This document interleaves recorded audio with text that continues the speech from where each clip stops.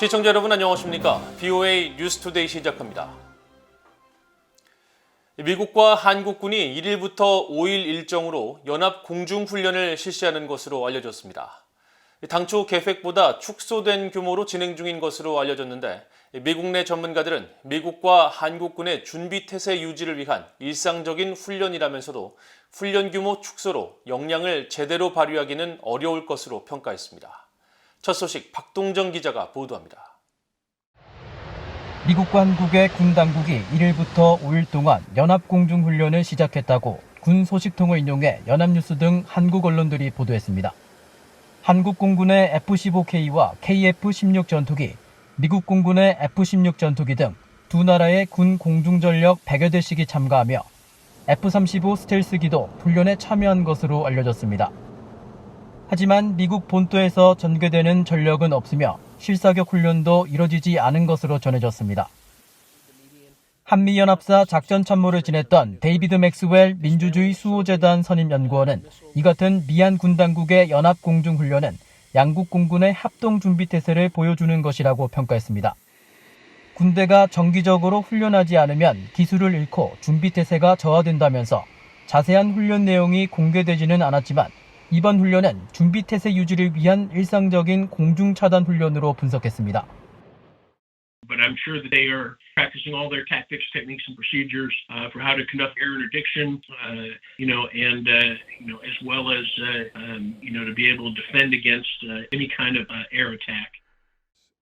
군사 전문가인 랜드 연구소의 브루스 베넷 선임 연구원도 미한 연합훈련은 양국의 준비태세를 점검하기 위한 것으로 함께 훈련하고 작전을 펼칠 준비를 하면서 북한의 기습 공격에 대한 대비태세가 필요하다고 지적했습니다. 또 미국과 한국의 훈련은 북한을 침략하거나 정복하기 위한 것이 아니라 북한의 공격에 대한 방어가 목적이라고 강조했습니다. Military forces that don't train become pretty useless in a short period of time. So we're training together. We're trying to be prepared to operate together. If North Korea attacks with surprise, the U.S. and South Korea want to be ready. 베넷 선임 연구원은 다만 훈련 규모가 축소돼 진행되고 있다는 일부 언론 보도와 관련해 미한 군 당국 본연의 군사 역량을 발휘하지 못할 수 있다고 지적했습니다. 미국과 한국은 매년 12월 대규모 연합공중훈련인 비질런트 에이스를 실시했습니다. 하지만 미북 정상회담과 남북 정상회담 등이 열렸던 지난 2018년 이후 미국과 한국의 훈련은 규모가 축소된 전투준비태세 종합훈련으로 대체됐으며 지난해 12월에도 연합공중훈련은 비공개로 실시됐습니다. BOA 뉴스 박동정입니다. 북한이 함경남도 신포에서 잠수함 발사 탄도미사일 SLBM 시험 발사를 준비하는 정황이 포착됐다고 미국의 북한 전문 매체 산팔로스가 보도했습니다. 산팔로스는 최근 지난달 28일 촬영된 신포 조선소의 위성사진을 바탕으로 분석한 결과 북한의 고래급 탄도미사일 잠수함 인근에서 계속된 활동이 시험 발사 준비와 일치하는 것으로 판단된다고 분석했습니다. 그러면서 특히 북한이 SLBM 시험 발사 시 잠수함이나 바지선에 미사일 발사관을 장착하고 분리할 때 사용하는 이동식 크레인이 발사대를 갖춘 시험용 바지선 옆에 자리 잡고 있는 것에 주목하고 바지선 중앙에 있는 회전식 원형 덮개가 제거된 부분도 미사일 발사관을 설치하려는 의도가 담긴 추가 시험 준비 정황 근거에 해당한다고 지적했습니다. 이와 관련해 김준락 한국합동참모본부 공보실장은 1일 한국 국방부 정례 브리핑에서 북한의 SLBM 추가 시험 발사 가능성에 대해 미한 당국이 긴밀한 협력 체계를 유지하면서 북한의 관련 움직임에 대해 예의주시하고 있다고 강조했습니다. G20 주요 20개국 정상들이 내년 중반까지 전 세계 백신 접종률을 70%까지 끌어올린다는 목표를 제시했습니다. 모든 나라에 대한 공평한 백신 공급을 강조한 것인데 백신 공동구매 프로젝트 코백스는 행정 절차 문제로 여전히 백신 공급이 지연되고 있는 북한에 백신을 지원할 준비가 돼 있다고 밝혔습니다. 안소영 기자가 보도합니다. G20 주요 20개국 정상들이 로마에서 2년 만에 대면으로 개최된 G20 정상회의에서 신종 코로나 바이러스 감염증 백신의 전 세계 공평한 보급을 강조했습니다. 정상들은 G20 정상회의 공동 선언문을 통해 올해 전 세계 인구의 40%, 내년 중반까지 70%라는 신종 코로나 백신을 접종하겠다는 목표를 밝혔습니다. 신종 코로나 바이러스 팬데믹에 대처하는 가장 중요한 수단 가운데 하나가 백신이라는데 정상들이 동의하며 전 세계로 백신을 확대하기로 약속한 겁니다. 조 바이든 미국 대통령은 최근 영상 메시지를 통해 미국은 이미 전 세계 100여 개 나라에 1억 6천만 도스 분량의 코로나 백신을 공급했으며 추가 지원에 나설 것이라고 밝힌 바 있습니다. We've already shipped nearly 160 million doses to 100 countries, more than every other country has donated combined. Today, I'm announcing another historic commitment. The United States is buying another 500 million doses of Pfizer to donate to low and middle-income countries around the world. This is another 500 million doses that will all be shipped by this time next year. 북한은 아프리카 국가 에르트레아와 함께 전 세계에서 코로나 백신을 공급받지 못한 두 나라 가운데 한 곳입니다. 백신 공동구매에 배분 국제 프로젝트인 코백스는 1일 북한에 대한 백신 지원 상황을 묻는 VOA 질문에 여전히 북한에 백신 접근이 이루어지지 않았다고 밝혔습니다. 그러면서 코백스의 지원을 받을 자격이 있는 모든 저소득 국가 등과 마찬가지로 상황이 허락할 때 북한에 지원할 준비가 돼 있다고 설명했습니다.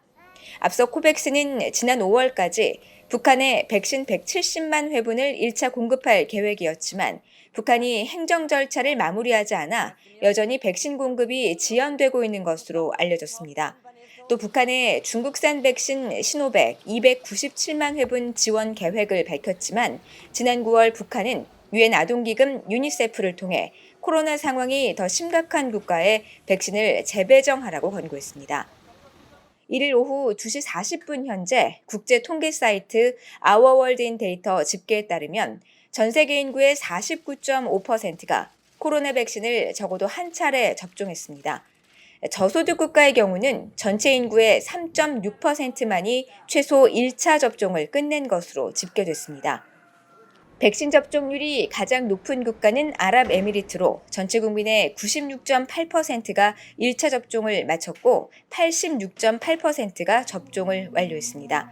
포르투갈과 쿠바가 최소 1차 접종률 88.6%와 87.4%로 그 뒤를 이었고 칠레와 케이맨 제도가 84.2%와 83.6%로 접종률이 높은 국가 5위와 6위를 차지했습니다.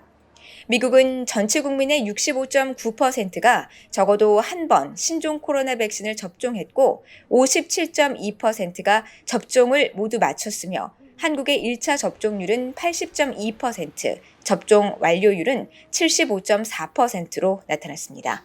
VOA 뉴스 안소영입니다. 미국 국무부가 유엔 안보리에 또다시 대북 제재 완화를 위한 결의안 초안을 제출한 중국과 러시아에게 유엔 대북 제재의 완전한 이행을 거듭 촉구했습니다. 미국 국무부 대변인은 1일 중국과 러시아가 대북 제재 완화 결의안 초안을 제출하고 제재 완화를 요구했다는 언론 보도와 관련한 입장을 묻는 VOA의 질문에 우리는 중국과 러시아가 모든 유엔 안보리 회원국이 만장일치로 채택한 대북 제재 결의에 따른 의무를 전적으로 완전히 이행할 것을 촉구한다고 밝혔습니다. 앞서 북한 전문 매체 NK뉴스는 지난달 30일 복수의 소식통을 인용해 중국과 러시아가 29일 대북 제재를 일부 완화하는 내용을 담은 제안을 안보리에 제출했다고 보도했으며 중국과 러시아의 이번 초안은 건설, 난방, 철도 관련 장비와 가전제품, 컴퓨터 등에 대한 금수 규정을 비롯해 대북 민수 분야 제재에 대한 완화 방안을 담고 있다고 전했습니다.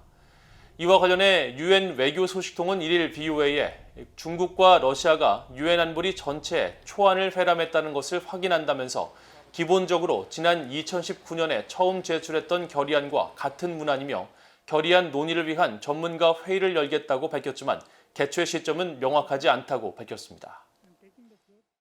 북한 정권의 후원을 받는 것으로 알려진 해킹 조직이 한국 언론 기사를 사칭한 해킹 공격을 펼쳐 개인정보 등을 탈취하려 시도한 정황을 포착했다고 한국의 사이버 보안업체가 밝혔습니다.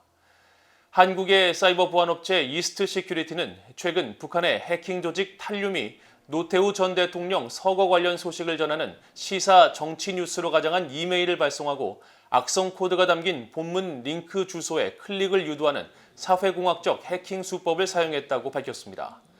또 해당 공격에 사용된 문구와 조작된 가짜 사이트 화면이 실제 모 언론사 뉴스 내용을 그대로 무단 인용한 것으로 나타났으며 공격에 사용된 이메일은 불가리아 이메일 서비스로 과거 북한과 연계된 사이버 위협 조직이 여러 차례 사용했던 것으로 확인됐다고 전했습니다. 이스트 시큐리티 측은 이번 해킹 공격 분석 결과 발신지와 명령 제어, 서버 주소 등이 과거 탈륨이 사용한 악성 파일과 유사한 공통점이 확인됐다면서 북한 정찰총국과 연계된 것으로 알려진 탈륨이 가짜 링크 등을 넣어 해킹 공격을 취하는 새로운 형태의 공격을 시도하고 있는 만큼 사용자들의 각별한 주의가 필요하다고 당부했습니다. 이상으로 VOA 뉴스투데이를 모두 마칩니다. 시청해주신 여러분 고맙습니다.